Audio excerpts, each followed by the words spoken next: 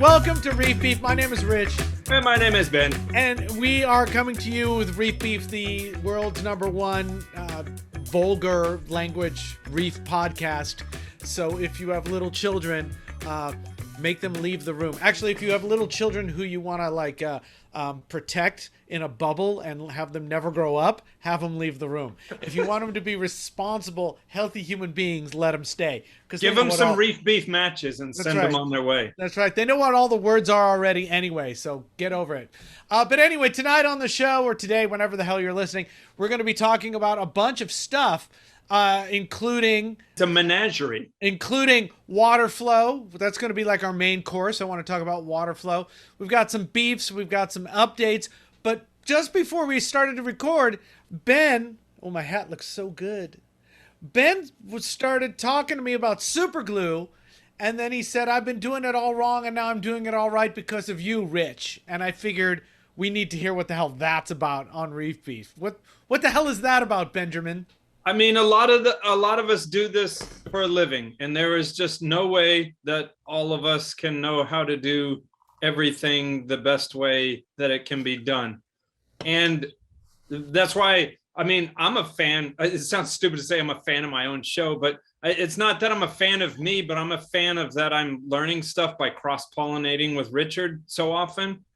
And I quietly realized that I've been misusing super glue my entire career as far as how I was trying to use it. What does that mean? So I was just taking a frag or something and just putting a big old glob of super glue on it and just trying to stick it to a rock in the aquarium.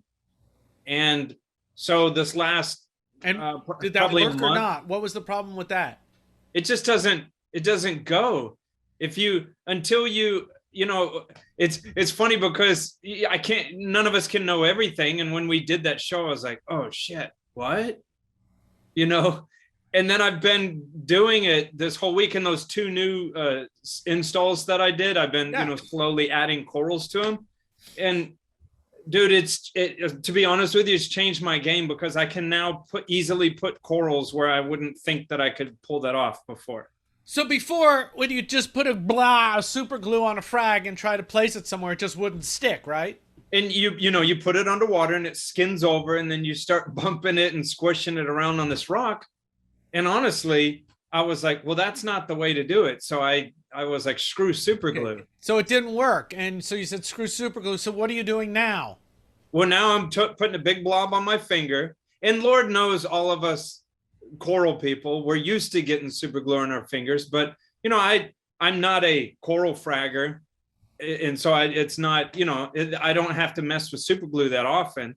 But, at first I was like, man, you put super glue on your fingers, you got super glue on your fingers all day. I also realized if you glob it on there, it kind of pulls off pretty easily. And within an hour, it's gone. But so what I do is I put a big old glob on my finger. Wherever I want to put the coral, I just go and start kind of smashing around and make like just a whole section that has a super glue part on it. A primed area. And then I do something similar to the coral skeleton or rock, whatever it's on, that I want to do that to. And I kind of put it in the water, and I make that a similar, like skinned over, somewhat dry thing. And then I get another glob of glue, and then I put it on there, and you mash together. And then, count for about 10 seconds, let it go. And you can do so much with that. And I feel like a dumbass after 837 years just now knowing that this is how you do that. So are you saying you prime the rock, and then you take another piece of rock and you prime that and stick that onto the rock, the aquascape, and then you put the frag onto there? Well, so I would either do, most of the frags are either on a frag plug or a rock that I put it on. Or here's a good thing. Like I have a small container that floats in my coral holding system, and it just has rubble like dolomite and other stuff like that in it. And all my clients have all different sort of color mushrooms. Well, I pick up loose mushrooms and I throw it in there.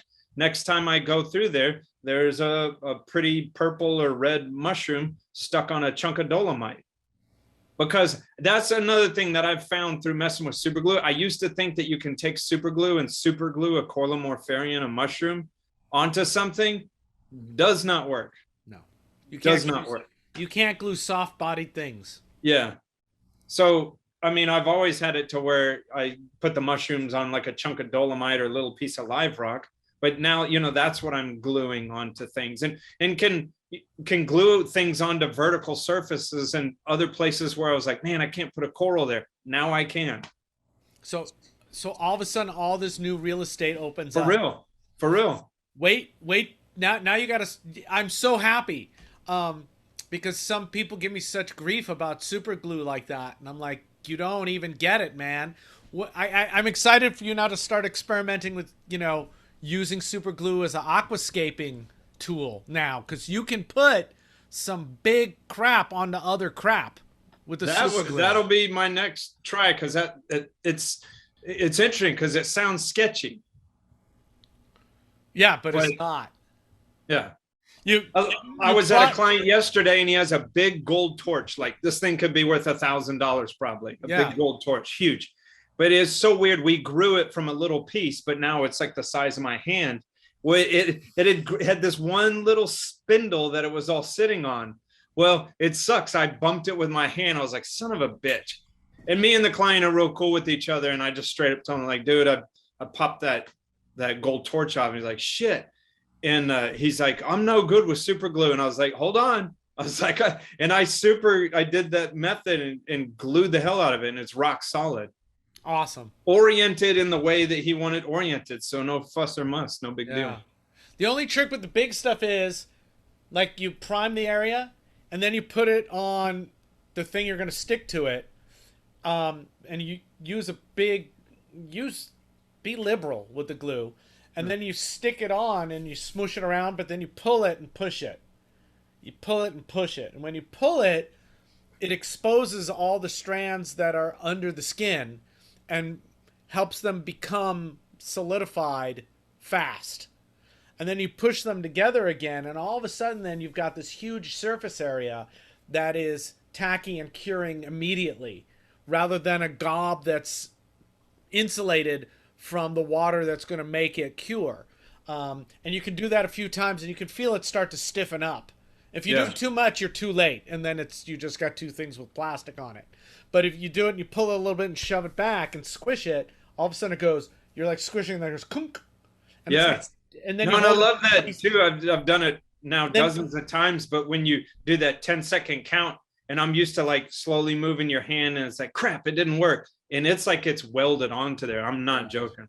Sometimes, that's good. Sometimes you got to do more than 10 seconds. Sometimes you got to hold it longer. But I am so glad that's working. Let me tell you, Richard, another thing that I've found is how I've been doing it. I mean, you get a thickle chunk on your finger. Yeah. And I can actually take, and it peels off easily. And then those green Scotch Brite pads, I usually have one in my truck anyways. You just do that for like, 30 seconds and really it's all gone. Yeah, the trick to that is you wipe it with whatever. You wipe the excess off, then let it harden. Put it in water or leave it for a minute. Just leave it alone. Yeah. And then you can the whole thing will pop off. Yeah. It's not hard. It's not scary. You just get it on. And you can do glove too if you really want a glove, but gloves are annoying to me because I always get water back behind there, and it just turns into a big mess. But you can totally do it with gloves. If getting super glue on your finger is the thing that freaks you out, find a new hobby. That's awesome. So yay. So that and mechanical filtration. I have warped your brain on super glue and mechanical filtration. That makes me very happy. Yeah. Two.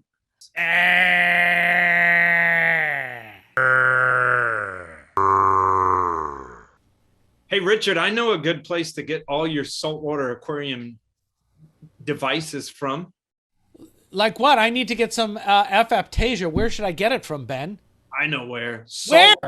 Saltwateraquarium.com. Saltwateraquarium.com. Saltwateraquarium.com? Yes. That sounds familiar, but I can't recall. Can you tell me more? Well, and go to the description down below. When you go to the description that we use so they can know when we're sending you guys. But they have everything saltwater aquarium related equipment under the sun. They even have cleanup crews, snails and crabs and more snails, and they do this in house. They don't rebadge it from someone else and send it off. They do this in house, and the stuff is big and it's labeled right on the bag. They have 3 different locations across the United States to get your package to you quickly. What else, Richard? That's I think you've got it. You know, because sometimes when you get online, you're like, I want to buy stuff from my reef tank, but I want to get it to me fast, and I want to get it where I get discounts because I've been in the military, and I'd like access to everything I want, but I can't find it. There's got to be a better way. There is a better way. saltwateraquarium.com. They got all kinds of programs, frequent buyer programs. You get points so you can buy stuff. Like I'll order this F-Aptasia. I won't pay for it because it will come out of the points that I have. They've got discounts for first responders and people in the military. I was not in the military. I was just pretending I was during that acting portion of the ad. Saltwateraquarium.com is a great company. It's a small company, but a mighty one. And so I like to give them my business. And I'm not just saying that because they're an advertiser on the show. I was giving them my business beforehand. I think they are doing it in a way that I think is good for the hobby. So check it out. As Ben was saying before, use our link because it helps them know that we sent you. So click it down below and go to saltwateraquarium.com and tell them we sent you.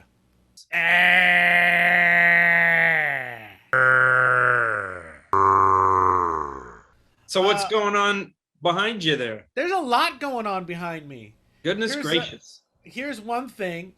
Let's see if this works. This. Ooh, did you see it? Wait, do it again. It wasn't. Okay. Oh, I saw. Now watch. Oh, what is that? Is that a light? Ooh. Oh. Uh-oh. Did you replace all your lights? I finally replaced all my lights. I was on the Let's Talk Reef show with Paul Jensen from Neptune because I'm a shill. That's got nothing to do with this. It just that happened last week as well.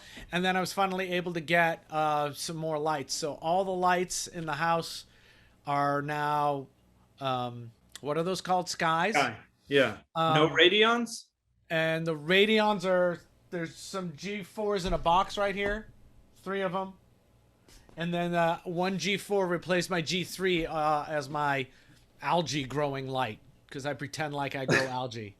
That's so awesome, though, to have a refugium light that's a freaking radion. Oh, it's great.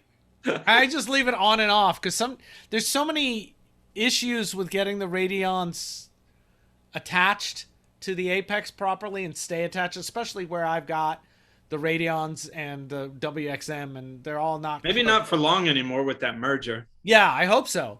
But anyway, so the light just comes on 100%, which is all I would want anyway. Yeah. And I schedule it by turning the power off. Oh, so the power goes off for a couple hours a day. And they're great. I really like the skies. They cover these tanks. They cover the whole. Everything gets lit now.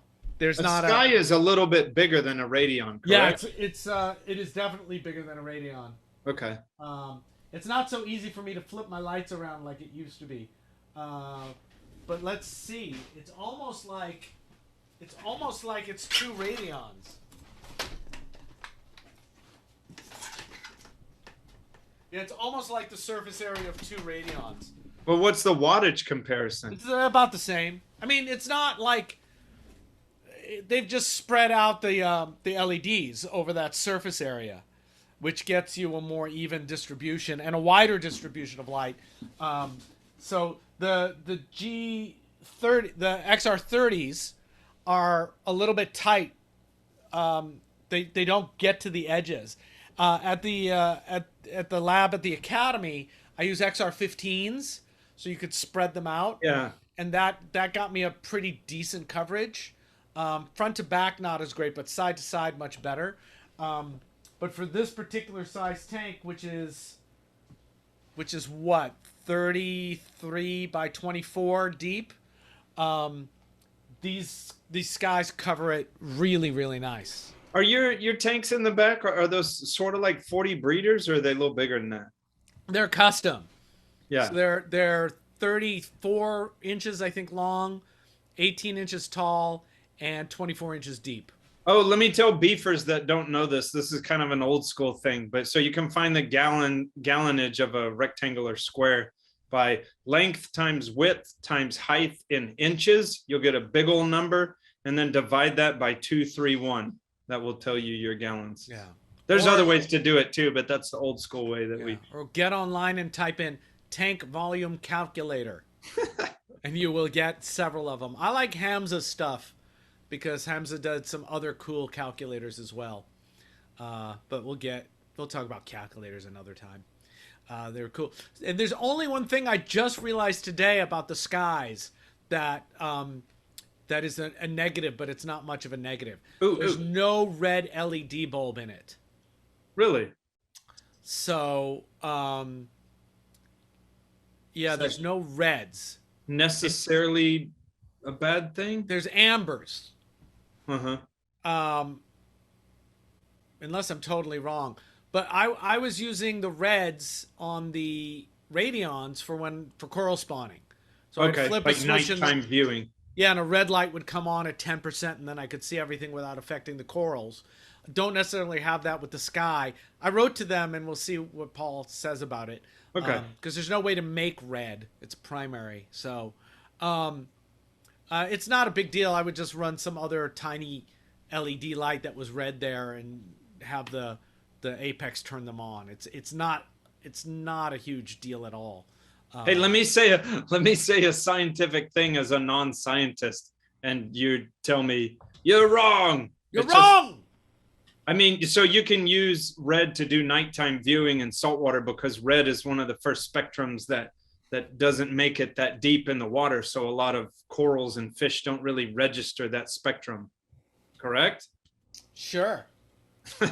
I hate it when you say sure because that's not very sure. And it's also, yeah, sure. It seems like corals don't care so much about red, although longer exposure might be an issue for spawning. There's also a question of if you're checking on spawn night and flipping on a regular light, is it really going to affect them, or is the train already going?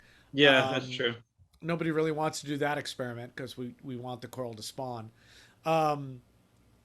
So yeah, just really light red. And it's amazing too, if you look on video, if you put like with the infrared lights, the infrared cameras, when you turn the red on at 10%, it looks like it's freaking crazy light. Huh. But it's not that crazy. Yeah. So it's nice. It's great. So we'll see if they come back with a solution. Otherwise, I'll just run a red LED. Not a big deal. Red LED. I'm loving everything about them. Their setup was super easy. The scheduling was super easy. It was just super easy. Boom, boom, boom. I was done. And yeah, I'm too intrigued by them. I'm like, this is how I approach it. You know, there's a lot of people watching this are just personal reefers, but as a business, I don't generally will like pick up the newest thing. I want to watch it run its course for like a year or so, or however long I can take it. Yeah. Because I want to see the kinks come out, or, you know, people discussing pros and cons. And so sometimes I'm a late adopter of things just because I want it to go through the ringer. I think that makes total sense. And, you know, when I switched from halides the first time to radions, I did that because I had a caulk overdose and had no more corals. I was like, you're like, now is a good time. Now's the time to switch. Yeah. And I went with the skies. I'm usually like you, let other people do the first thing. But I had been watching the prototypes of the skies for almost a year and like seeing how they were growing coral to be convinced that they grew coral. Yeah. And then it was about time for me to get new lights anyway. I like to get new LEDs every 4 to 5 years because they're supposed to have a lifetime of that long. I know that. Don't ask me about data on that. I don't know who's got the actual data on that. I don't know if anybody does. You know, there's supposed to be a lifetime for the LEDs. Some people say it's a spectrum that drops. Some people say it's the output. Either way, you can keep bumping them up a little bit over time. But after about 4 or 5 years, usually the technology has changed to warrant an upgrade, and I feel like the LEDs are worn out. That's my personal feeling. I hope somebody comes up with a way and tests that. No, that's funny. We fall on the same thing for that. I generally start pushing from my well-to-do clients to go to the next thing at 5 years. Yeah, because I don't want... The problem with halides for me was if you waited too long to change the bulb, then the spectrum is too much of a jump, right? Yeah. But you also don't want to change bulbs every 8 months. Yeah. You'd rather push it, right? Because 8 months seems too short. So anyway, they were coming up on time for the Radions. To the G3s the G3s were definitely ready to go, and so I moved the G4s from the display tank. They moved into the lab, and the skies went out there. And then I just waited because I wanted there to be enough skies available. I didn't want to hoard skies. Sky hoarder. So they were finally available, and I was able to get them, and now I'm done, and I'm thrilled. On a side note, do you know, like, are they easily accessible? You know, all the COVID and chips and, you know, all that stuff. Is it, if I wanted a Sky right now, I could get like 4 of them? I think, yeah, I don't think that's a problem. Okay. I would be, if it were me and I didn't need new lights, I would be waiting to see what falls out of this, you know, the mergers. I would be waiting. Because even though we're talking about skies a lot, and this has much to do about nothing, but I'm a huge Radion fan. I love those suckers. They're great lights. Yeah. No, they're great. I like the wider distribution of the sky. That makes sense to me. I like how it lights the tank, especially like the display tank, where it's hard to get light in the front anyway because it's like a solid block of coral growing out. The wider distribution of the lights gets light into places that it doesn't get with the Radions. And at one time, that's what had intrigued me about that Philips Coral Care, and I was like getting close to with my finger on the trigger, and just like, I don't know, because I kept hearing how heavy they are. They're pretty heavy, and that's what the Sky's based on. So is a Sky heavy? Sky's not heavy at all. Okay. So I think it's best of both worlds.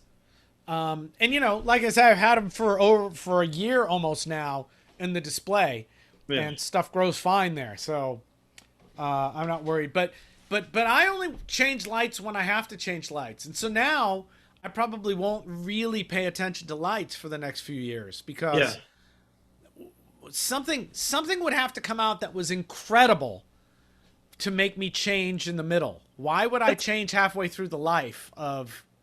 That's maybe a good piece of advice that you and I would have for reefers, because I mean, you and I, we live, eat, breathe, sleep this.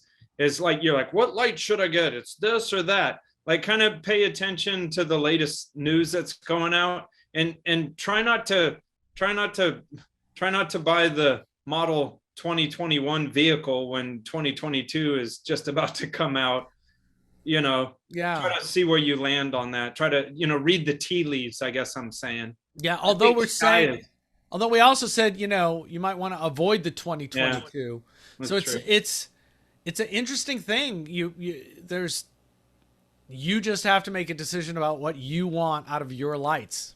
And this is just me. I don't have any news of this or not, but I feel like with the merger and with the Sky, I've been waiting for Ecotech to like fire their cannons, but that cannon firing might take a while because, you know, they're probably getting a year or so away before Gen 6, but then there's a merger and then there's Sky. So I've in my business life, I felt like I've been like looking at Ecotech and like, what's coming down the pipe, you know, what's their answer to all this? But that might take a while to come out. They're usually, they have a new product every 2 years, if I remember correctly. So we're at least a year away from the new Radion. Yeah. But it'll be interesting to see what happens because, you know, we don't know what they're going to decide to do. If they're all under one umbrella, will they decide it makes little sense for us to keep pushing on Skies?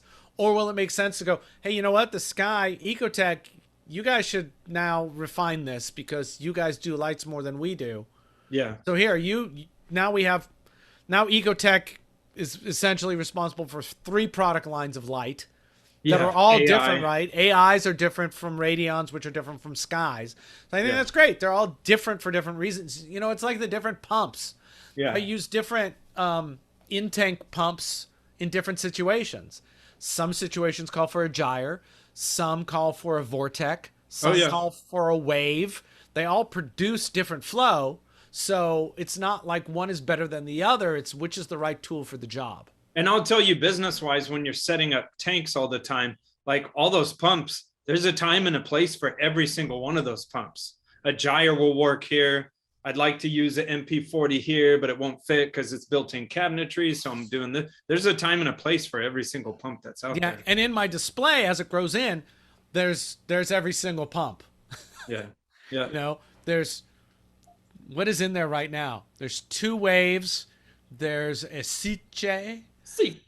And there's 2 gyres, 3 gyres, and then there's the closed loop with the penductors, which I should remove because I think penductors are bullshit. And I don't know why. Did we do a show on that? Oh no, actually, where they are now, I remember where they are. I want the mixing, not the flow. Yeah. So I want them to be pulling as much water in from the surrounding areas that they're in and throwing it on the other side. Throwing it somewhere else. So actually, I'm good for penductors. That's why they're there. Yeah. I like this. I like watching you argue with yourself. Well, I like forgetting why I did things. Yeah.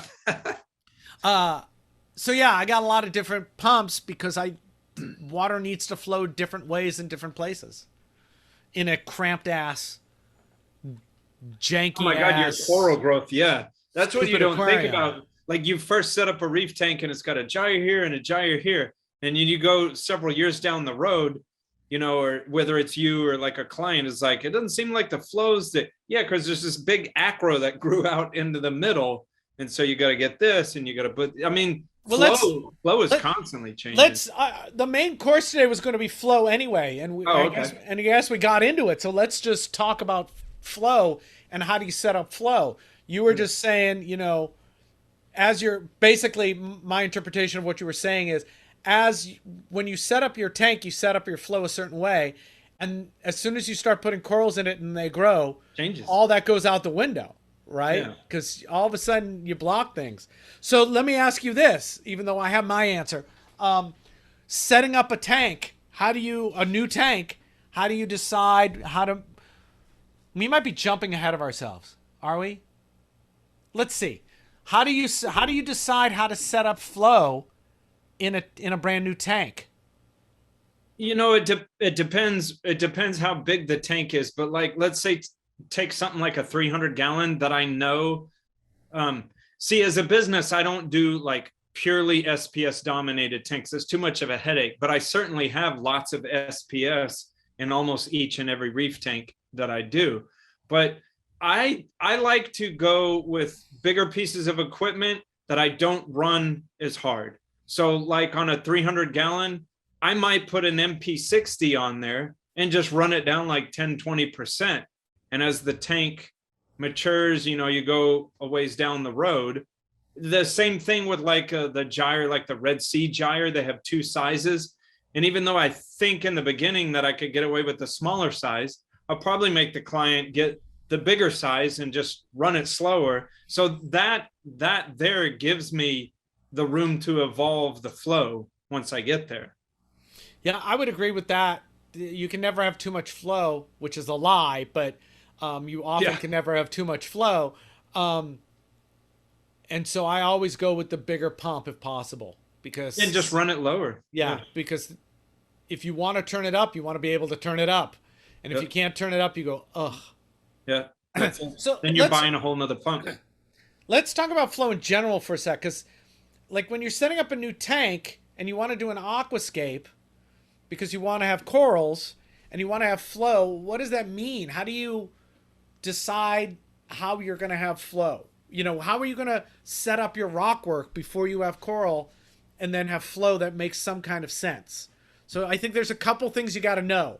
You got to understand what the boundary layer is, right? The closer you get to the surface, the slower the water moves over that surface. Yeah. So the closer you get to the rock, the slower you move. Now you could point your power head or your pump right at the rock and you can blast it, but that's usually not a great way. Yeah. You get a great localized flow, but the flow around it is then weird because you focused it in one place. So you got to understand boundary layer, and that, and also that flow drops off over distance. So if you've got a 4-foot tank, on one side of it, your pump's going to be pushing great. On the other side, it's not going to be so much, which is why I often mirror pumps. Yeah. The pumps are the same on each side for a longer tank. And then the concept of a gyre, of spinning, what do we used to call it? You spin the entire body of water, get the whole thing moving. So I've got pumps, essentially and can you spin it the other direction? Yeah. And then you also got to consider, do I have a wall of rock? And if I have a wall of rock, do I want some pumps behind that wall of rock so that water isn't just sitting there? This is crazy we're talking about this, because one of my best tanks, and I'll have Snowman put a picture here right now, but just today I used to have, it's a complicated structure. It's sort of reminiscent of yours, in that you see pictures of Richard's tank and you're like, oh, it looks like this and that. I assure you, when you're standing in front of it and it takes you a while to absorb it, the rock work and the structure it's just too complicated to describe. So there's, Snowman can clip some of the video in, because we put up a video of my tank a couple weeks ago. But the way the rock work is designed is that it's airy. It's really kind of spread out. There's all kinds of crevices and caves and ways in and out for the water to get through. So it's like a chunk of reef, in that there's all kinds of nooks and crannies and holes for fishes to get into, that and that doesn't show up on photographs or video very well. I think that's the same thing with this tank. Thank you, Ben. That's a nice thing to say about my tank. It is, because that's exactly what I went through when I sat in front of it. You don't just look at it and go, oh, that's a nice tank. Like, it takes you like an hour to absorb what all's going on. And then you gotta go, and then you went, how the fuck did you get a coral over there? And yeah. Like, with super glue on my finger, motherfucker. The funny part too, and I'll segue back, but the funny thing too is, like, when you showed me all your filtration, is that, for me personally, I was like, what the hell? But it's your madness. You understand your madness. And I was like, what's wrong? I'm just being completely honest. No, I remember this conversation. I was like, what is wrong with Richard? The hell is wrong with you? And then I saw that, I think, first, and then I sat in front of his tank, and it took me a good 30 minutes, because I literally was kind of stunned by what I saw under his house. But I was looking at your tank and I was like, you know what? I don't give a fuck what's going on under his house. He understands it, but this tank is fucking insane. So, and we had a long talk where I went, if this was in somebody else's house and I was responsible for it, it would not be like this. Yeah. If you were Joe Blow and you called me to maintain that tank, you would say no. There's no unless way. you told me $1,000 a visit. There's no way in hell I would. You'd get lost. Yeah. Yep. But so anyways, so I'll have Snowman show a picture of this. This tank I've made from scratch. It's about 10 years old. So it's hard to describe the rock work, because, and you'll see a picture right here, but I built, it's a 300-gallon aquarium. But it's 3 different, I guess I just want to call them sculptures, because it's the 3 Bommies. Sculptures that I built in my living room while watching TV, using Epo putty and dry live rock. And because this guy dropped a serious amount of coin back then, and I told him I wanted to do this thing, and I charged him a lot for it, because I was basically doing artwork. And I said, can I do this? And this is what I want to do. And he owns an oil company. He was like, go ahead. You're an artist. I want you to do your thing. Except he said it like this: do what you want, boy. I got to go dig for oils. Actually, the funny thing is that's not too far from how he went, talked. Yeehaw! And he shot his shit guns up into the air, into the ceiling. You like my pistoli? Of his millions of dollar house. Like, woohoo! Holes in the roof. I bleed oil, brother. But so it's these. So when you see the tank now, it's like Richard's. Like if you could go back in time and see the structure, you're like, oh, cool, I get it. And then just see it now, it's like, whoa, that really grew in, and it's like the corals just overtook the structure. Well, that's this client. The corals overtook the structure. And even though it looks flat and two-dimensional, if you see it in person, there's like huge caves and the whole back is up off the wall. And so what I was getting at, what I did is a long time ago, I had some Coralia pumps back there, and I freaking hate, I'm sorry, but I hate high door Coralia pumps. I just do. And I took them off a long time ago.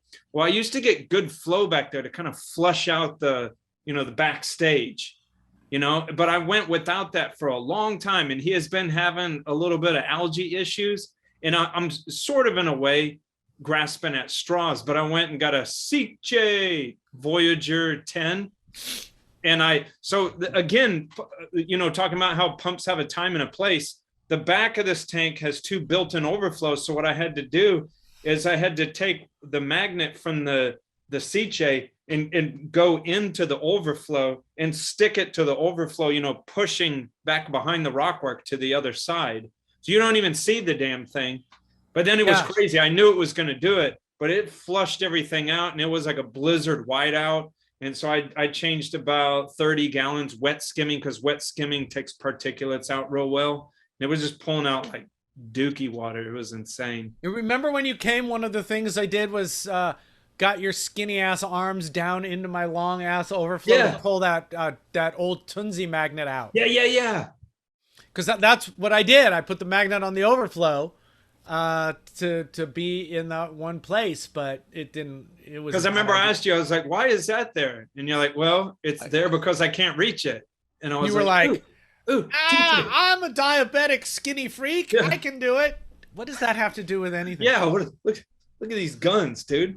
Oh, so we were talking about spinning the whole mass of water, right? Yeah, a gyre. Which is a good concept. And so the concepts, I think, are what are important when you're setting up flow in a tank, not the recipe. So gyring the tank, I like to be able to spin the water one direction and spin the water another direction. Yeah. So my gyres are actually my gyre pumps, which help create a gyre. And you can have multiple gyres in the same tank, right? Yeah. But my gyre pumps, that form factor is actually at the top of the tank on my Euro bracing, shooting across the top. And what that does... On the Euro bracing? On the Euro bracing. So Euro bracing, gyre underneath it, pointing out... Oh, that's another thing I remember about your tank, though. Your tank runs uncomfortably high in the pants. That's just because I like it that way. You like living dangerously. I could go... Well, it's only high from the outside. Yeah. If you go inside, it can't overflow. Well, that's just what I'm thinking. I'm thinking about mounting a gyre on a Euro bracing, and it just seems like it would be sucking air on, on most of the type of... Yeah, you can also you can extend that. You can put another magnet in between, so it's further down. Push it down. But mine runs up high. I run the Euro bracing around the perimeter of the tank, is touching the water all the time. As long as we're talking about flow and your tank, you have, again, it's insane, but it freaking works. You have that nasty mess of Loc-Line going all over the place, but you do that and it's directing water in places that you couldn't. Yeah. So I want to finish the gyre thing and we can talk about Loc-Line. Okay. So those pumps are really, the gyre pumps at the top of my tank are pushing the water across the surface. As kind of like a sheet. Yeah. As time has come on, corals have grown up and really interfered with that. But they used to just shove the water through. Now they're running really high speed-wise because they need to get through all that coral. And then I have my stuff programmed to switch. So the water actually kind of flows one way for a while, and then it flows the other way for a while, and then it's all on for another amount of time. Yeah. When I first set up this tank almost 20 years ago, I knew that as corals grow, there you need to change the flow Yeah, to it deal with evolves. them. Because you also don't know what you're going to do and what you're going to put where, right? So I started with a 10 port Loc-Line manifold. I had Wow. 10 pieces of Loc-Line that I could move into the tank wherever I wanted it to be, to get the flow where I needed the flow to be. And I'm a big But dear listener, he also has a cabinet top. So however crazy it looks, you as yeah, in one of his videos, you close the door and it's gone. it's gone. Yeah. So that was great. I learned a lot from having 10 ports of Loc-Line.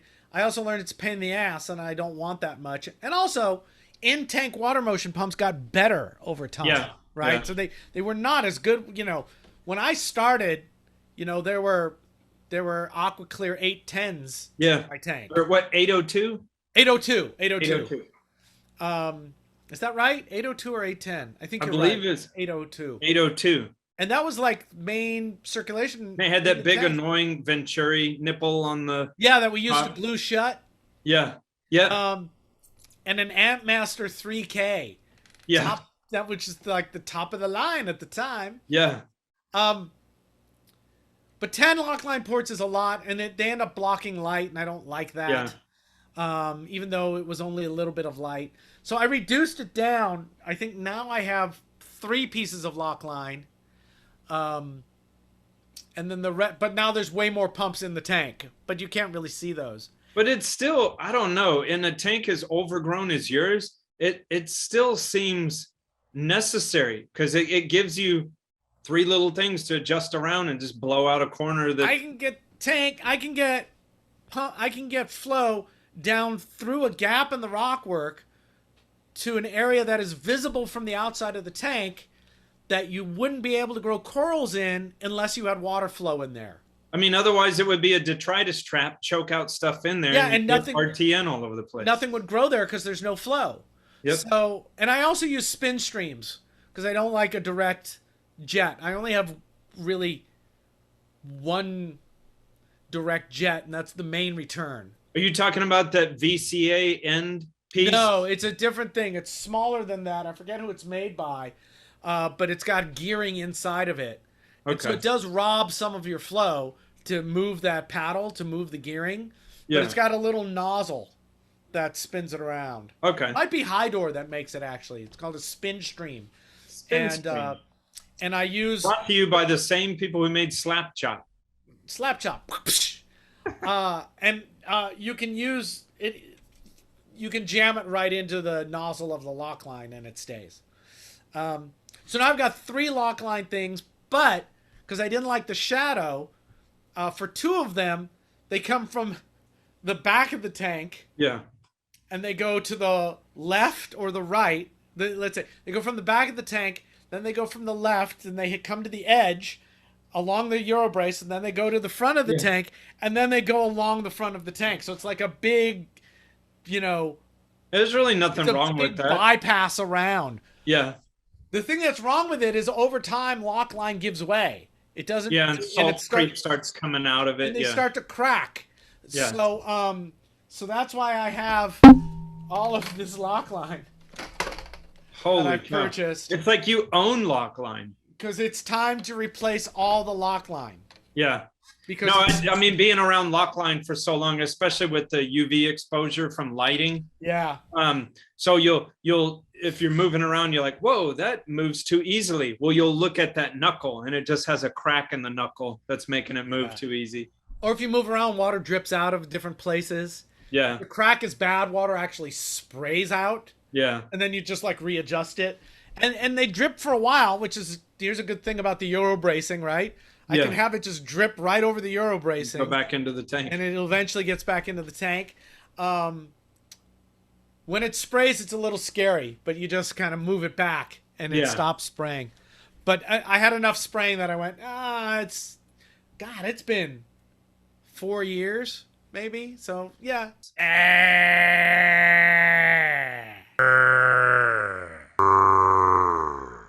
Hey, Ben. Hey, Richard. If I was a beefer, if I enjoyed this podcast and thought it was good, although could I enjoy it if I thought it was shitty? I don't know. If I wanted to support this podcast and help it grow, what would I do? I would, if you watch the YouTube video, I would like the YouTube videos. I would comment underneath there. If I was listening to it on, what is it, Stitcher or whatever, or, the Apple, the podcast thing, rate it there, share it with your friends, Facebook groups, Tupperware parties, just drop it right in the middle of there. No, share it to your forum groups, or if you like a particular episode of something that anyone was talking about in a forum, like, oh, check this out, share it clandestinely like that. Yeah, share it and subscribe. The other thing I would do is I would say go to reefbeefpodcast.com/membership, and you can buy us a coffee, which is great. It's like Patreon, except it's called Buy Us a Coffee. I think we call it Buy Us a Beer because beer seems more exciting than coffee.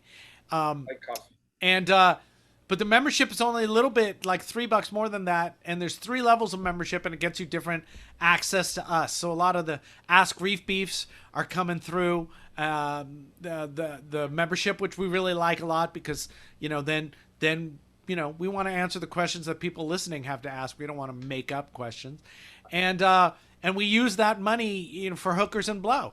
So I was gonna say the top level, I think we send you like our used underwear. Yeah, so that's all good stuff. No, we use the money for tech stuff. We have some secret things that we're actually planning on that will cost us money to be able to do to provide content. So we want to experiment with that.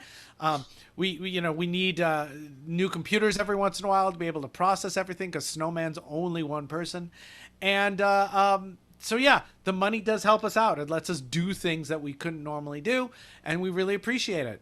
So yeah, check it out. But money's great, but it's not the only thing. The real thing that helps us is if you get the word out and spread us. Yep. We hate personally going, hey, this is our podcast, take a listen. I hate that so much. I don't think either Richard or I, like, that's in our blood very much. So I mean, yeah. I'll promote myself a little bit here and there, but it's a little icky. It feels weird. I'll promote the shit out of something else if you pay me to, because that was my old job. But, I want you to dig this podcast because you dig what we do, not because I've convinced you to like it. But if you like the podcast, the best thing you could do is share episodes around so more eyes get on it so we continue to grow, which will keep us doing the podcast. And if you have any comments, send them to us through Ask Reef Beef is the best way to get them. We tend to try to look at all the YouTube comments as well and have conversations. I do. I'm all over those comments. And I'm also happy to report that, and this has been a while now, but we kind of have some sycophants. Nice! We do. What do we call them? We call them Wagyu beefers. Wagyu beefers? Wagyu beefers. That's like the highest level. The highest level of marbling. Wagyu. So much marbling. So much flavor and marbling. Yeah, for someone who doesn't eat beef, I sure know a lot about beef. I'll eat your share. Tofu. So I'm glad we have people that are kind of regulars. It's really fun. Yeah. Sycophant's kind of a terrible word. I don't think you mean that, but I kind of do because I'm an asshole. Oh, okay. All right. Perfect. Well, become a reef sycophant. Yeah. Worship Ben's asshole, and we really appreciate that. And pledge at the top level, and I'll sell you my used boxers. Yeah. And you'll send them to you for free. You've already pledged. Yeah. So thank you so much. We got a bunch of questions coming up in the next couple of episodes. So we look forward to answer those. And thank you for your support. Thank you, Beefers. Thank you, Beefers.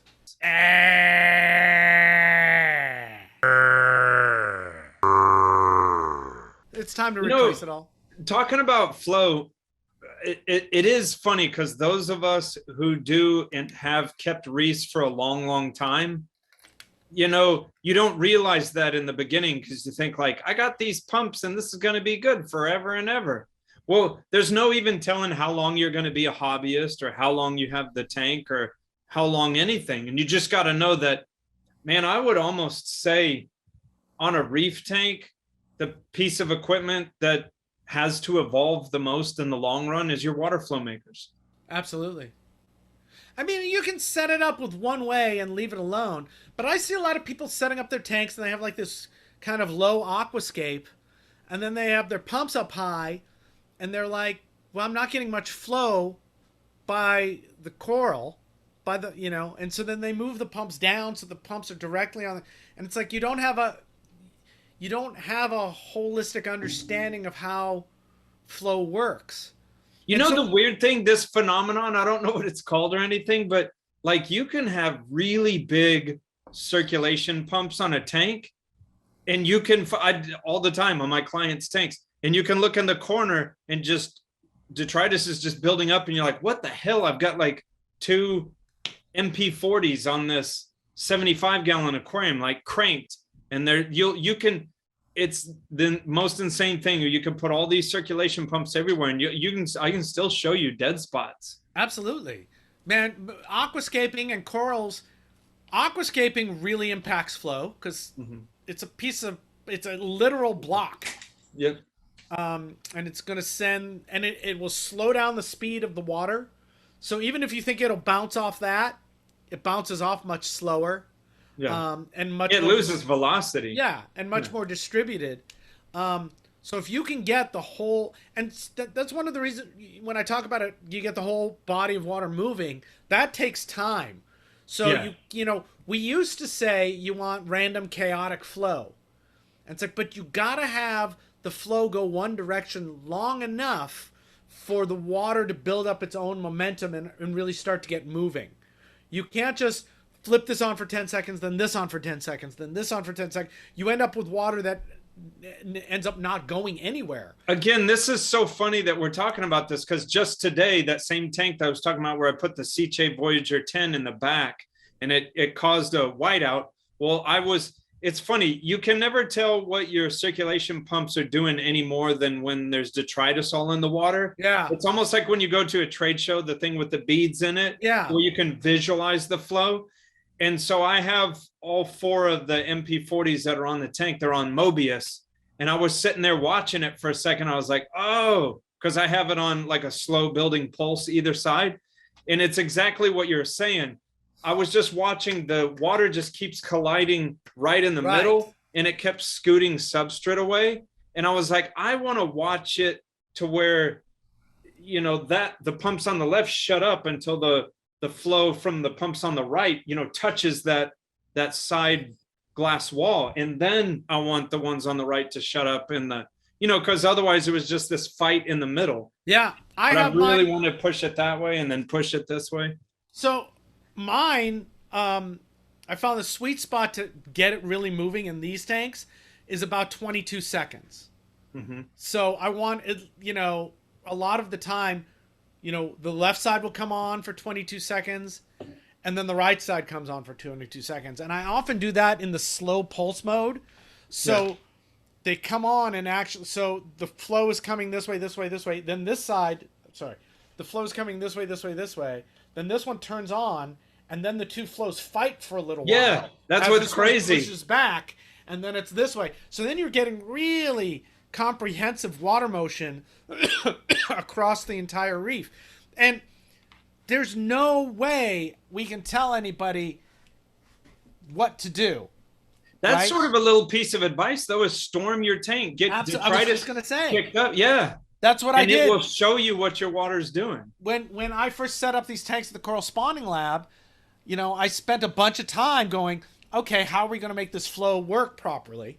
And so sat there with the empty tank, because those tanks are mostly empty. The corals are not really up on any rockscape. Yeah. And I would blow the sand around, blow the dirt around, scooch everything up, storm the tank so goo was in the water, because you can see that for a long time. You can put additives in the water, but your time that you're going to see what they're doing is really limited, especially as that homogenizes.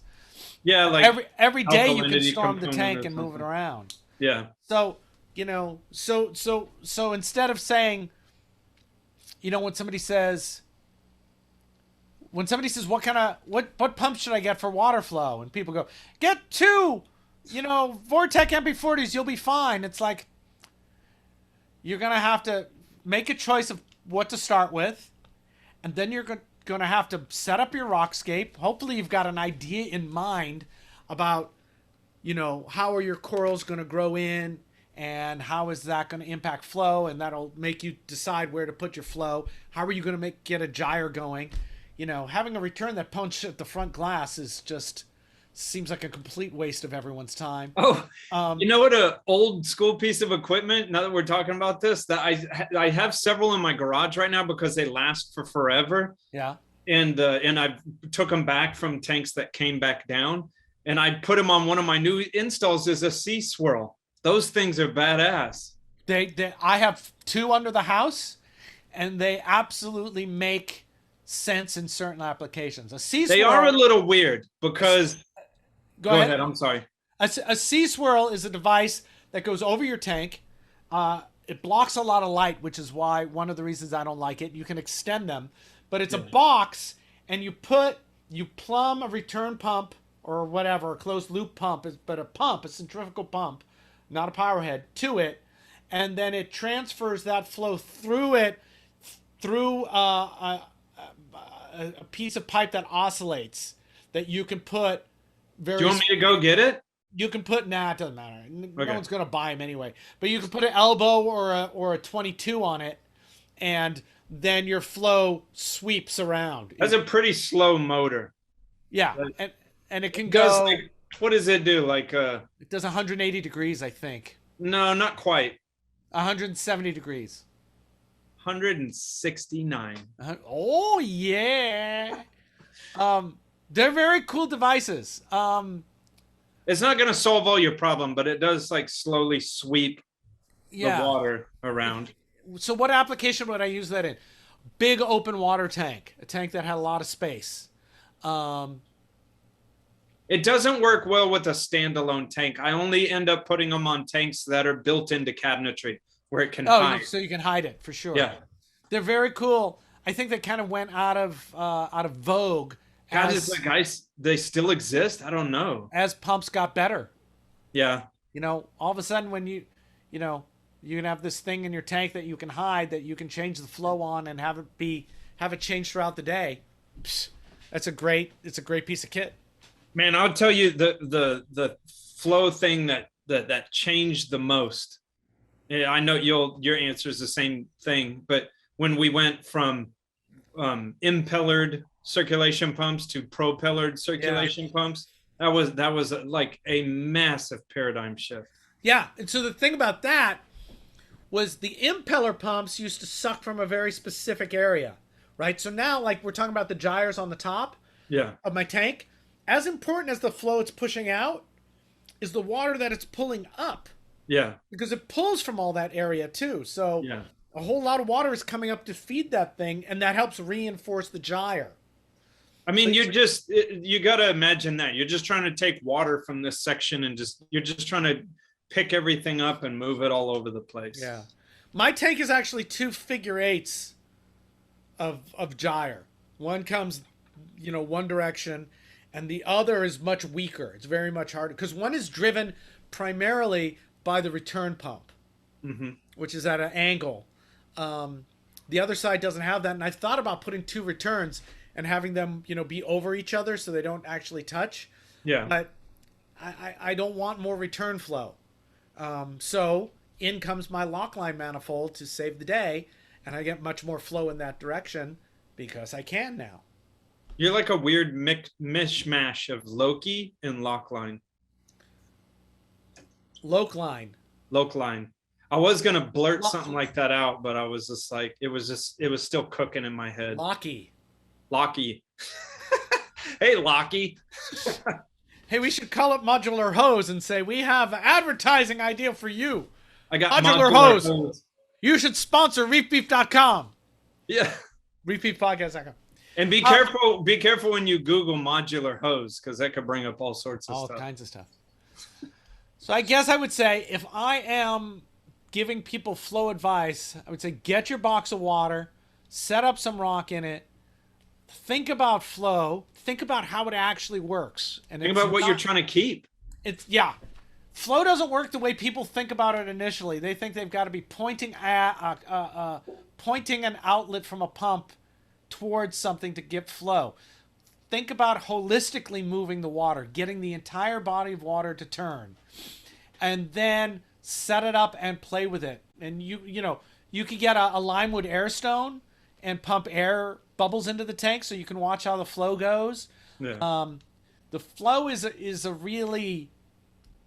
probably the hardest thing to give somebody advice to, because your aquascape is going to change it so much. What I do know is it makes very little sense to have a low aquascape and then 18 inches above it of clear water, and then have your fucking pumps be right at the level of the rock. It's like you either you have to turn it down enough to have corals on that rock so you don't have flow everywhere else, or you turn it up so much that you're sandblasting your corals. If you put them up and turn them on, they should come across the top of the water, go down, and then come across the bottom in a gyre that goes that direction. Gyres can go any direction. Yeah. And you're going to need more water for longer time for that kind of gyre, because it's got to overcome all of the resistance from all the rock. So you can't like I could imagine a newbie like wanting to make the whole standing wave thing, but like you said, you need time to get that motion going. And then that's a thing I chuckled at earlier, that's so funny, because let's say pump here, this one's going and it's getting the motion going, and then it stops and this one goes. There's a good, it depends, but there's a good 5 seconds where like nothing's changed yet and it's blowing, but it's not changing the inertia of that yet. It takes a while, and then it's got to stop the whole body of water and turn it around again. That's why some people go, like they tested an air pump for for an emergency, and they go, well, it doesn't do much. It's like, well, yeah, but if you leave it for an hour, it's doing more. Yeah. But don't, it changing your flow takes time as the old flow dissipates and the new flow propagates. Yeah. So if you're setting up a tank and you want to deal with flow, you got to play with it a whole lot to get it going in a way that you're happy with it. We also assume what this imaginary person that we're giving advice to compound this, to make this more complicated. If it's someone that doesn't know a lot about corals, and then you start putting, I like hammer corals, and I like finger leathers, and I also like those acropora things. Well, you got to realize, and again, I'm an old school reefer, so a long time ago, it was all about LPS and softies. And if you put some of these wave motion configurations on an old school type tank like softies and LPS, you're going to kill everything. It's too much. Yeah, it's and also, referred flow is a good thing. Direct flow can be a harsh thing. It's like, do you want to drink water through a hose on full speed, or lap it from a stream? Yeah. I don't want to choose the lapping. Hose in your face is bad. That's a picture that will not be soon burned out of my mind. A hose in your face? No, just you haggling with a hose. I don't want to see that again. Snowman, you got to show it over and over again. Oh, you want to see it, baby. I want to see Richard haggling with a hose. Yeah. So you got to play with the flow. You can't just set it up and think it's going to work. And then there's not a simple, easy answer. Yeah, you don't want direct flow right at your corals, because you're gonna blast them like a water pick. Yeah, I mean, invariably it's going to happen, but I'm not trying to direct flow at a coral. Right. I'm trying to get the machines to affect the body of water. Well, when people don't understand flow, sometimes they take the pump and move it closer to the coral, so it's more directly hitting the coral. Yeah. It's like, yeah, but then you can't turn it up so much. So I mean, we've all that have or well versed in aquariums, we've seen this. That kind of phenomenon where, let's say you have an acropora and you have this pretty big pump and it's really aimed to over there, but it's doing this cool pulsing thing because it's the velocity so fast going by this SPS. It gets all polyped out, and it almost.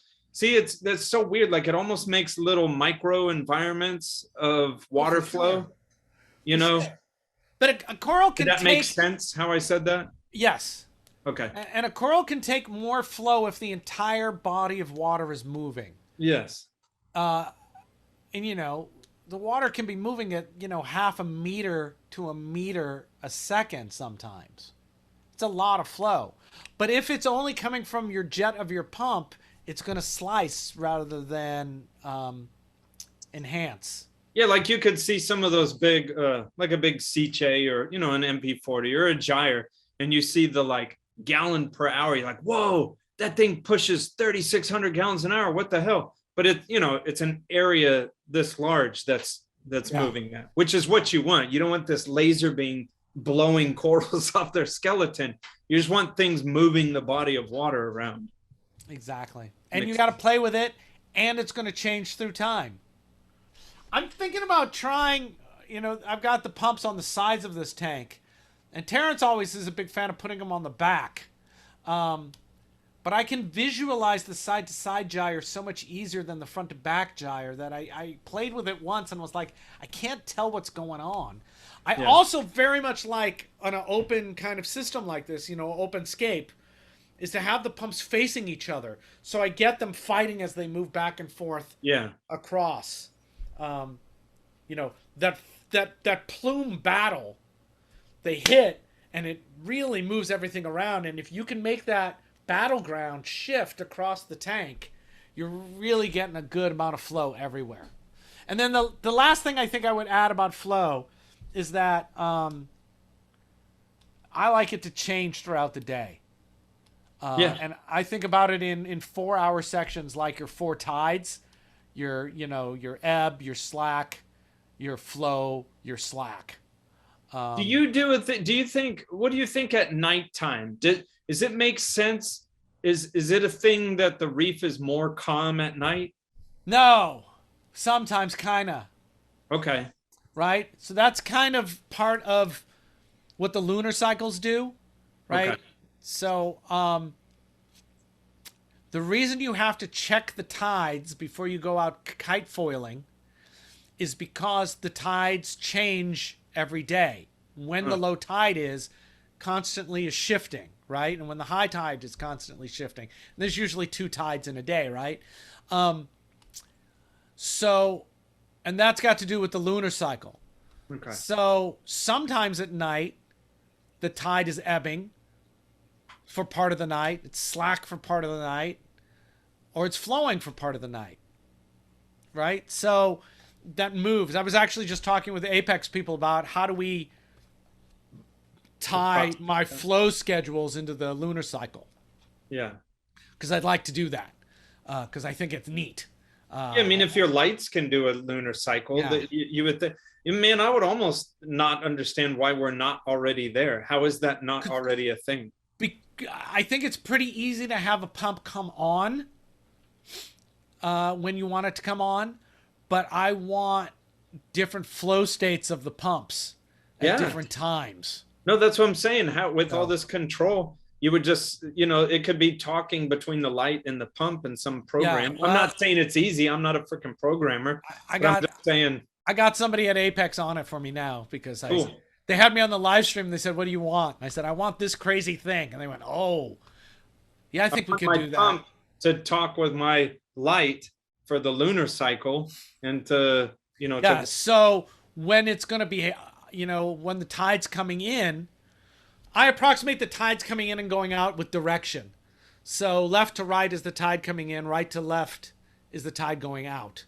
Yeah. And we reverse that. So as the moon is, rising, I'd have to check because I've never bothered to actually check what the correlation is.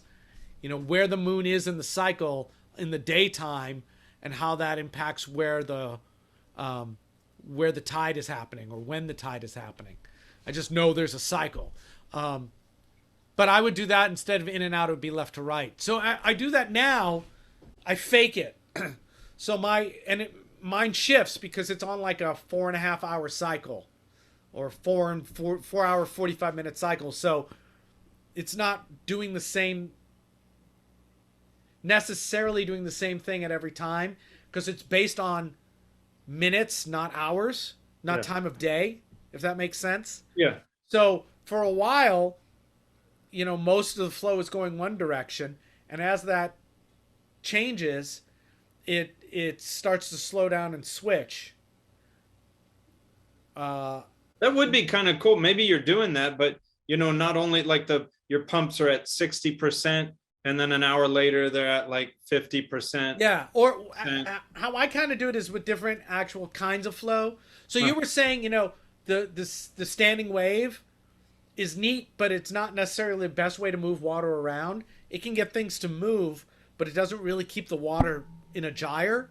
Yeah. Of course, if you put a second pump that's not doing you can get the water moving around with the standing wave. But so throughout the day, my pumps change. They change what they actually do. So sometimes they're on a wave mode, a standing wave mode. Sometimes they're on a long pulse mode. Sometimes they're on a short pulse mode. And so that changes. And then every 4 hours and 45 minutes, it's not even that everything comes on. And I'd have to look at the program because I don't remember how I made this happen. But so for the first time in the sequence, everything on the left side of the tank comes on full, right?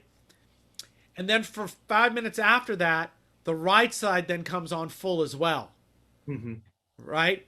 And then 5 minutes after that, the left side stops being on full and the right side's on full. So we've just had it going this direction. Then it shifts to kind of nothing's happening except everything's on. And then it shifts direction. And then I'm on a primarily the other, whatever the new direction is for the next few hours. Which is also great because when it's going a certain direction, detritus gets stuck in a pocket. And then when you shift that, it lifts up and moves over. Yeah. And so now there's not much detritus, although it's in the sand. If I put my hand in these tanks and move the substrate around, they'll cloud right up. Yeah. But I don't have piles of sitting detritus in any of my tanks. Yeah. So it's all. So I hope that makes any kind of sense. Tell us below in the comments what you think about flow and how we're full of shit and don't know what we're talking about. Yeah. Next subject. Next subject. We shall move on to a next thing. Let's see if there's I did want to say, there's a couple things here. One is not going to age, so I'm going to say it. I got an order in from Biota, which I'm very excited about because I got some little fish, and I got a Rainfordia. I love Rainfordia. Flathead Australian perch. Yeah. I love that fish. It was incredibly hard to find for a long time. And Todd Gardner has been breeding them for Biota, and it's great. It's an expensive fish. They are prohibitively expensive. Super cool ass fish, very cryptic. I bought one from Biota. It's probably about 2 inches long, which means it's very small. No and way. I took it and I put it in my reef and I went, I'll probably never see you again. Bye, little dude. Bye, little dude. Because we had, but I have every belief he's still in there living his best life. That's not scaring you? I had it. Well, what are you going to do about it? I had 2 adults at a tank at the academy. Yeah. And if I was lucky, I would see them when I fed. Wow. Otherwise, I never saw them ever. Are they advertising that one? I mean, I look at Biota all the time. And I did see recently they're advertising. They have, I think they have hobbyist that's going to grab one of those. Yeah, they're expensive. They're weird cryptic ass fish. Even though Todd's telling me that the captive bred ones are less cryptic. Huh. But my tank is kind of exactly built for a cryptic fish like that. Yeah, that's to true. make it feel comfortable, hopefully, so we'll be able to see it. Yeah. So it's fun sitting there at night trying to stare at the tank and hope that, I catch a glimpse of this fish. When I got that tiny little coral beauty, you know, I was lucky if I saw that thing once a week. Yeah. So same thing. So maybe I'll see it. Maybe great. I won't. But the coolest thing is I got some Palau corals. And because I've been to Palau 5 times and, worked with Tom and collected corals there and stuff, I'm very excited that they are now sending out and shipping SPS corals from Palau. Really cool. And I'm thrilled. I got 2 in here and I think 4 in the reef proper. And I'm very excited about that. Yeah. So that's the Biota thing. That was I would forget about that. You want to do beef or ask Reef Beef first? Let's do it beef because that Reef Beef is super long. Okay, so my beef is the realization that newbies just got to figure it out for themselves. Well, yeah. I mean, Again, it's like I always put, like, I'm one of the places where the rubber meets the road, because, you know, I sell people systems, and also people go out and they misguidedly buy a bunch of stuff. Well, I'm one of the people where people call and like, I bought a bunch of weird stuff, help me fix it. That's my job. And it's just really, and for 10 years I worked retail. So again, you walk into the store, I was at, hey, you know, and that's where the rubber meets the road. I'm giving you your first advice. And part of me, that's where part of me misses the retail, when someone who was really open to what I was saying and was going to listen and heed my advice, you know, I miss helping people that were listening to me. Yeah. Yeah, that's the difference. Yeah. I like helping people when they're listening. Yeah. I don't like helping people. That's not 100% of the time. When they listen to everybody else who's Yeah. giving bad advice. Nowadays, it's different for me because now I'm doing maintenance. So you paid me to be standing in front of you. You damn well better listen to me because you're paying me. Oh, I love consulting. Yeah, it's much better. It's the best. It's like, oh, no, I don't have to justify this to you. I just tell you how it is because that's what you're paying me for. Yeah. You just gave me $150 so I could open my mouth for an hour. You better pay attention. I keep seeing, you know,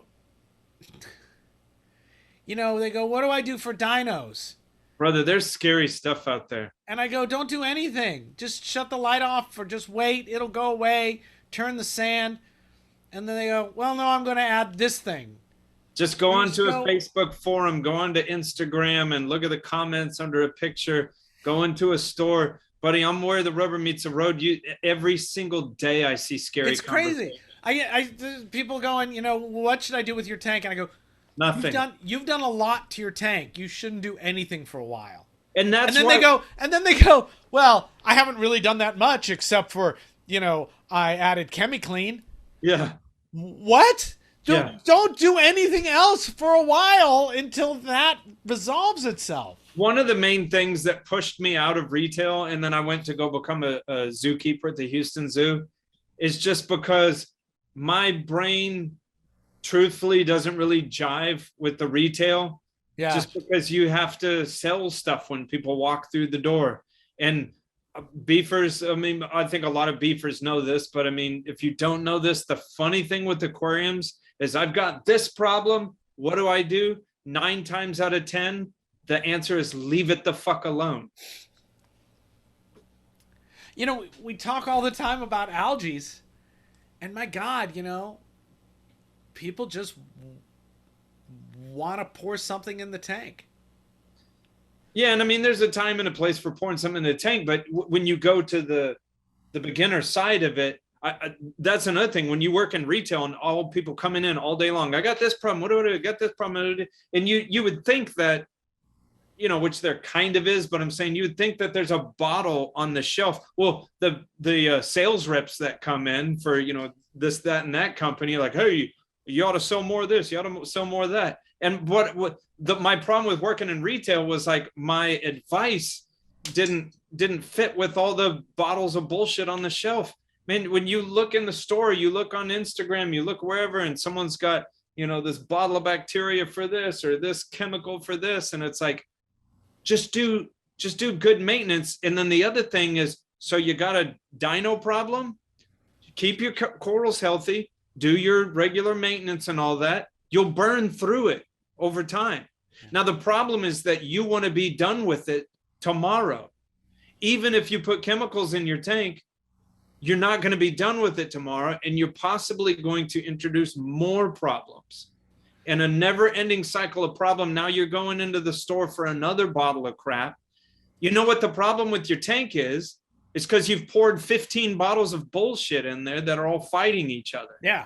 And that's why we say leave it the fuck alone. You know, but I guess I was naive. I had this idea that because we're still in kind of this golden age of reefing, I think, where information is out there, but, you know, still somehow people are drip acclimating corals, or they're drip acclimating fishes, you know, that don't need it, or they're chasing pH. But see, I hear you bitch about that all the time, and I understand that. but it sort of, when you, I remember, so when I was skateboarding, when I was a teenager, I remember at one point when I finally learned to kick flip on all this stuff. And then I remember we were skating somewhere and I saw a kid was, and one of my friends like made fun of him for something. And I bitched out my friend because I was like, man, I remember when you couldn't fucking ollie over a rock. Yeah. You start somewhere. So I'm subjected to too many newbies to get that mad at them, because why the fuck would they know? No, I understand. My beef is that we have better practices, but we can't get it to people. Because where the rubber meets the road is usually a retail store. And the problem is, and hey, retail owners, I'm sorry, but I've been there, done that. And the problem is when you walk into that door, yes, I'm going to sell you a bottle of bullshit that will solve all your problems. Now, if you pay me to consult, no, the answer would be my regular maintenance. Or you know what? You're paying me for an hour. You don't want to pay me to come clean the tank. That's too expensive. You do the maintenance. Yeah. It's not a bottle of bullshit on the counter. But if I work in a store and you walk in the store, I got to sell you things to to pay Bob and Susan over there and keep the lights on. Yeah. And stay in business. If you're good, you'll do the best you can, but you still want everyone who comes in your store to give you money. That's the point of the store. I'm not saying that retail store owners they're not ripping you off. Behind stuff is insidious. Yeah. I'm just saying that here's a piece of advice that I give to people that's a real, it causes people to trust me, but it's a real piece. It's me being real. Is one of my first pieces of advice that I give you is be careful of getting information from someone who has a vested interest of making money off of you. So when you go to them and say, I have this, and this problem, and they sell this stuff, of course it's going to be a bottle of shit on the shelf. If you're just paying me for my time and my knowledge, and like, I've got this problem, what do? I don't have a bottle of shit on the on a shelf. You're just asking me mano y mano, and I just say, I tell the advice that I'm saying here, which is like, look, too often people mess with their tank too much, do too much to it. Just stop moving your corals around. Yeah. Seriously. Coral's not happy. I put it here, then I put it here, and the coral is like, its physiology is like different par, different motion, different, lighting and all that. And the coral's like, if the coral could speak, it's like, look, leave me alone for like 3 months and I'll show you what I can do. Yep. Oh shit, it's pissed off. Oh shit, it's pissed off. It doesn't like it there. It doesn't like it there. No, it doesn't like you constantly moving it. It's trying to change every single time that you move it. Yes. Well, so there. All right, let's do Ask Reef Beef, and then I think we're done. Cool. We love Ask Reef Beef. People are sending in insane questions. I know. Which is kind of fantastic. Let's see if I can actually. So we love Reef Beef. Why do we love it? Because it gives us something to talk about, and we like hearing from our listeners and what you guys are doing with your tanks, and so what you're looking for. This question is very long, but the question itself is not very long. So I'm just looking at it again, seeing what's the actual question. This is from Brandon. This is about... I can boil it down into a couple sentences. Okay, go for it. Go for it. The question's about his RODI unit. He's on well water, which is great, except for his well water contains a lot of carbon dioxide, and that will chew up your DI resin pretty quickly. And so he's asking, how he can remove that carbon dioxide in that situation. He's on well water. He doesn't have any chloramines. There's a lot of CO2 in the water, which eats up his DI resin. Fuck did I just say? Is that what you said? Yes, motherfucker. And then what did you say the question was? Because I think that was the wrong part. Well, he was just saying, how can I get rid of the carbon dioxide that's eating up my DI resin? Well, that's kind of... No, his question seems to be... What color do I paint my car? Yes. Purple. He says he says, because I learned from the best, me, I tend to be lazy.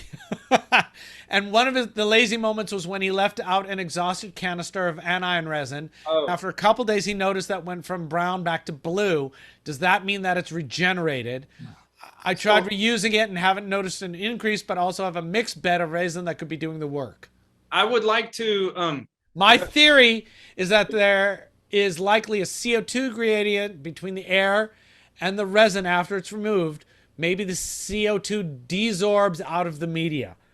Maybe I am an idiot. Who knows? Just wanted to know what you guys think. I'd like to ask Boomer about that, or possibly Craig, but like Boomer knows a lot about yeah, stuff. I think the basic thing is no. If you leave exhausted DI resin out, it doesn't become non-exhausted. You need to hit it with lye, which is a nightmare, which you've done. Which I do, because I have the cation, anion, and then the mixed bed. Yeah. And it's the lye is sodium hydroxide, and then let's see if I can do this from memory. Cation is reconstituted, I believe, with muriatic acid, and then the anion is done with sodium hydroxide. And I had never been around sodium hydroxide all that much, but I've been around muriatic acid all the time. I am more scared of sodium hydroxide than I am of muriatic acid. Fucking terrifying shit. Nasty. Do not treat that stuff with kid gloves. Nope. Wear everything. I got some of it on my truck, and it fucked up. It fucked up my truck. Wear chemical gloves, not rubber gloves.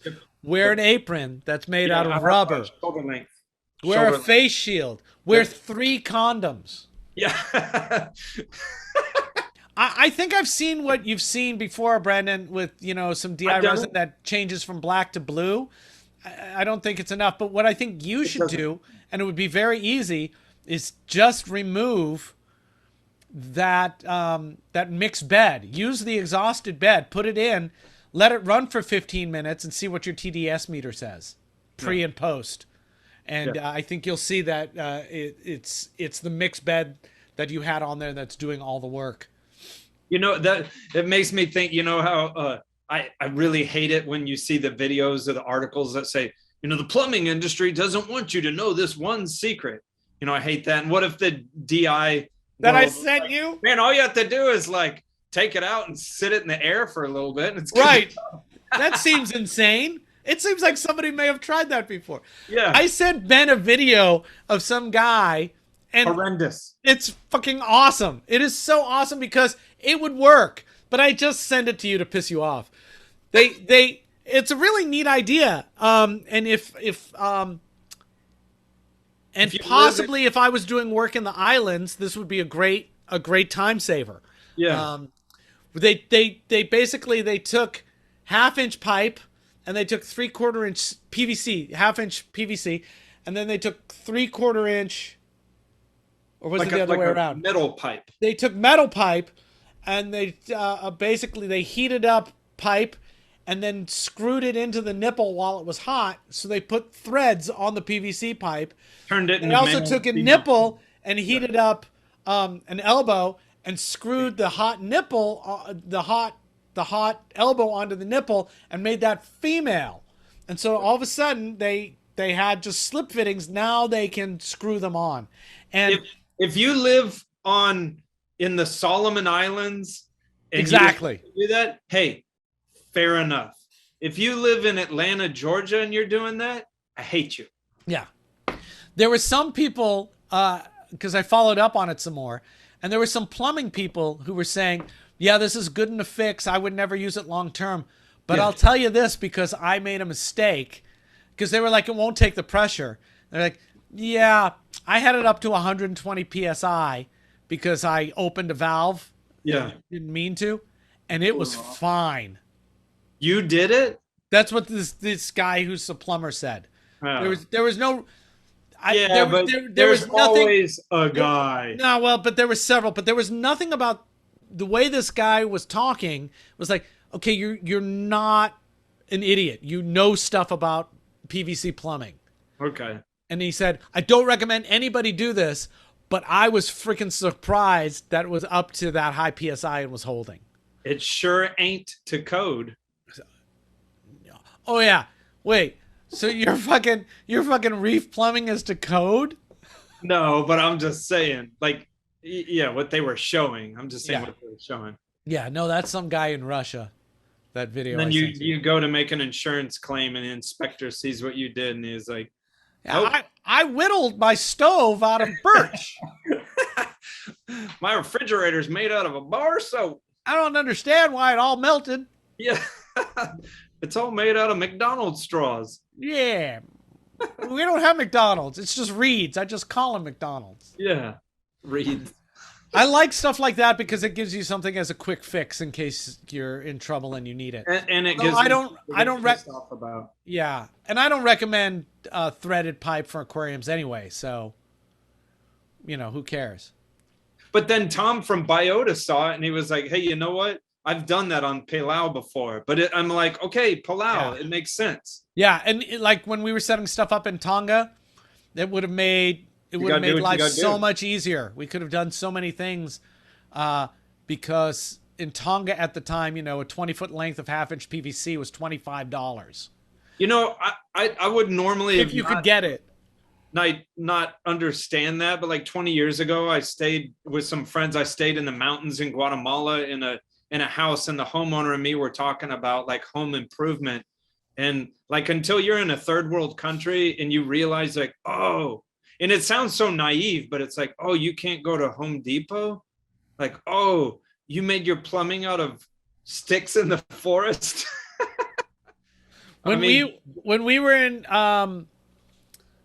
so when we went to Philippines, we needed to set up temporary holding facilities. And the hardware store was 3 hours away. Wow. So if we landed, we would go to the hardware store and get our list and hope we had what we needed.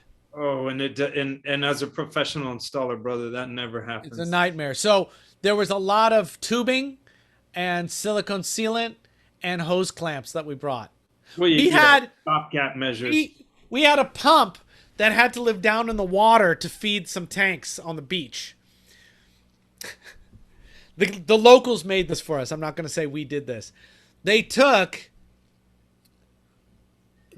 the plug off the pump. They cut the plug off the extension cord, so there's just wires, right? They wired it together.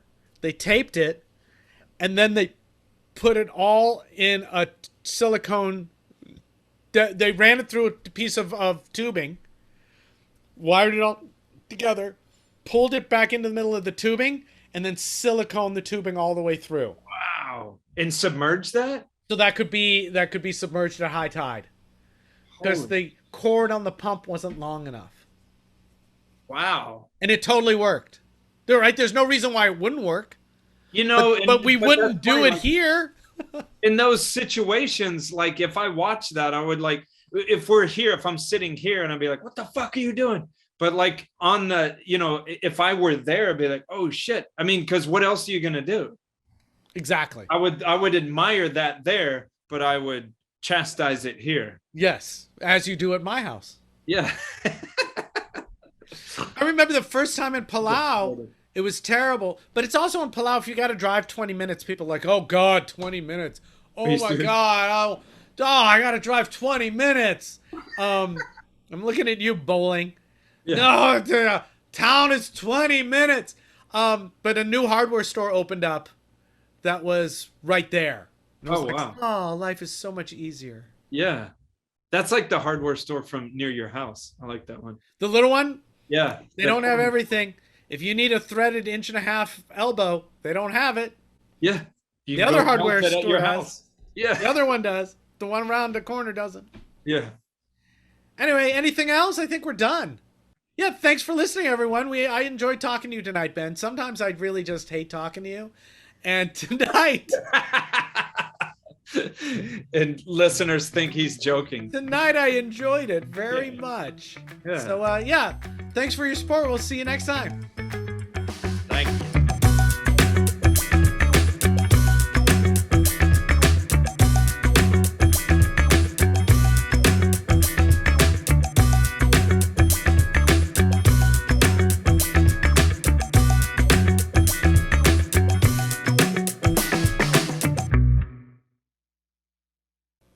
Do you want to build a snowman? He sent us a porno. as serious as you can. Thank you, Beefers. Oh, we really appreciate it. What up, dude? I love that you look like an old fucking man. I know. That long ass beard. You look like some hipster fucking man bun having motherfucker. A ponytail. I guess I might as well have a man bun. Yeah, I get grief for that too. But sometimes, honestly, sometimes I do a man bun and I kind of like it. I used to make fun of them, but then when you have one, you're like, oh, it can be comfortable. And Lord knows I don't live my life according to what I just need you to be quiet for a minute while I absorb all that. Because I don't know if I'm okay with it. A comfortable man bun? It's just your I'm uncomfortable with you saying it out loud. I know. But it's one of those things like I don't know, maybe not everyone agrees with this, but something like shooting a gun in a controlled and responsible manner with controlled and responsible people. You can be like, oh, that it's kind of fun. So you want to shoot people with your man bun in a responsible manner? What are you saying? I'm saying shooting guns recreationally. Yeah. It's the most insane analogy I've ever heard. For fun and profit. Well, so I'm bringing it full circle because I'm comparing a man bun with shooting guns. This is weird. It makes my top lip disappear. Yeah, you look weird. I don't like it. Let me ask you a question. Oh, I like that. Do that for the whole show. That'd be hard. Can you get a Charlie horse in your upper lip? No. No, this is how Jim Carrey did it. He would dry it.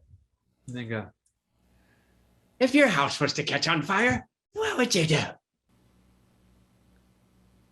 Fuck you! A fuck you, a fuck you, a fuck you, fuck you, fuck you. Oh wait, Snowman can't use it for the segue stuff. We had to make some weird noise. That's fucking annoying. Yeah. You know, I don't want to choose the lapping. Hose in your face is bad. Yeah. You know, I don't want to choose the lapping. Hose in your face is bad. Yeah. You know, I don't want to choose the lapping. Hose in your face is bad. I'm just here for the peanuts. I'm wearing fucking Loc-Line on my head. We just don't care. Do I look like a guy that cares? Do I look like a guy that hunts beavers? You know, that's good life advice. These tanks, you gotta play with it. I want to. You gotta play with it. Sorry. I'm still stuck on you fighting with that hose in your face. You gotta play with it. You gotta play with it. Oh shit! Why am I? I tell you, I'm a man of many words. Always come up with the title. Always. Dude, what is up with your beard? It reached a certain point and I've never gotten it this long. And I asked my wife because I was like, do you like this? And her answer was weird. She goes, I don't know. It's not my face. And I don't know how to interpret that. You look less like a sexy BG and more like... I'm starting to look like a guy that knows how to start a campfire with... Yeah, you look more like a wilderness guy who's going to get eaten by bears. Now, let me tell you how to drink your own urine. That's always been you. That's a diabetic thing, right? You get all your sugar from drinking your own urine? Yeah. Yeah. And I don't like it bottled. I like it fresh. I like it fresh from the hose. I can't eat a cupcake, but I'll drink my own pee-pee. My own pee-pee. And we call it pee-pee out here on the tundra. In the range, the tundra. Here in the Texas permafrost. We drink each other's pee-pee. We're such idiots.